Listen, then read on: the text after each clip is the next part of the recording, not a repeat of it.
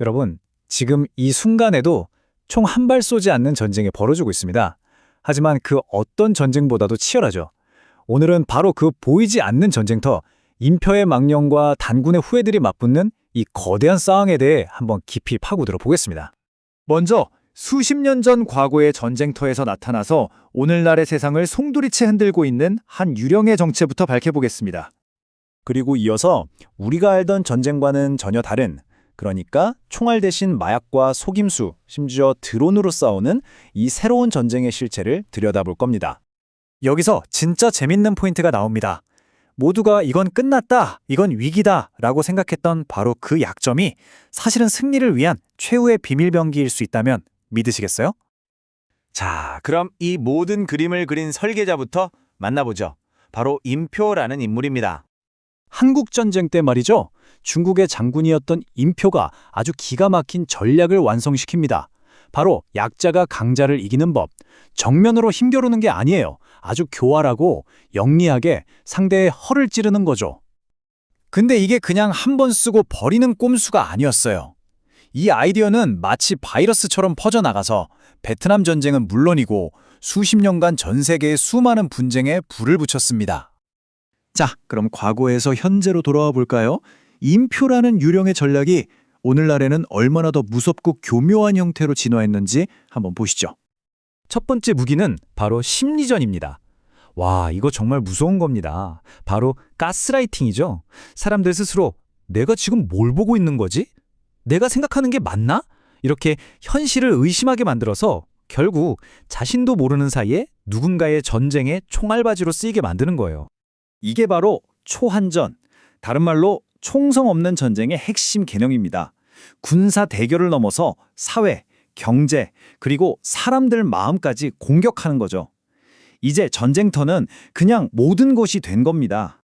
이 전술들을 한번 보세요. 정말 끔찍하죠?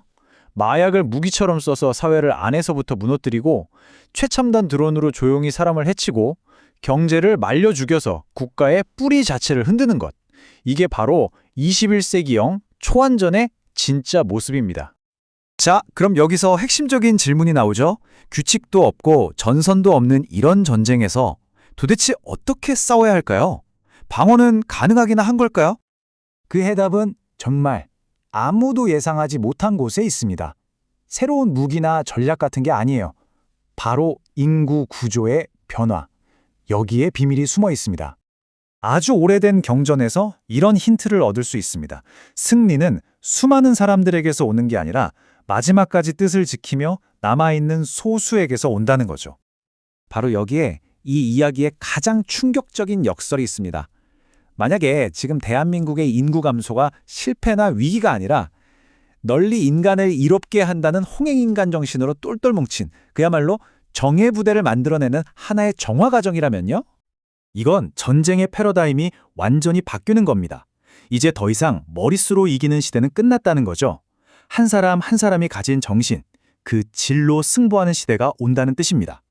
좋아요. 그럼 그 질은 도대체 어떻게 키울 수 있을까요?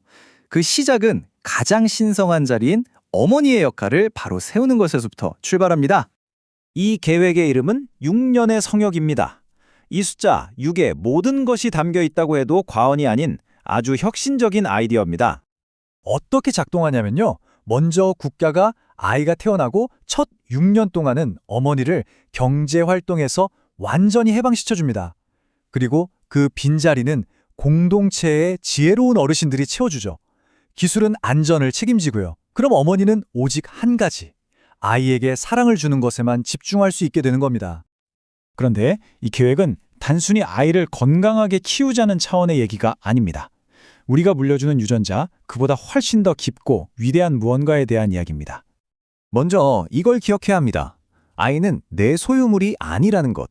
우리에게 잠시 맡겨진 하늘에서 온 아주 귀한 손님이라는 사실을요.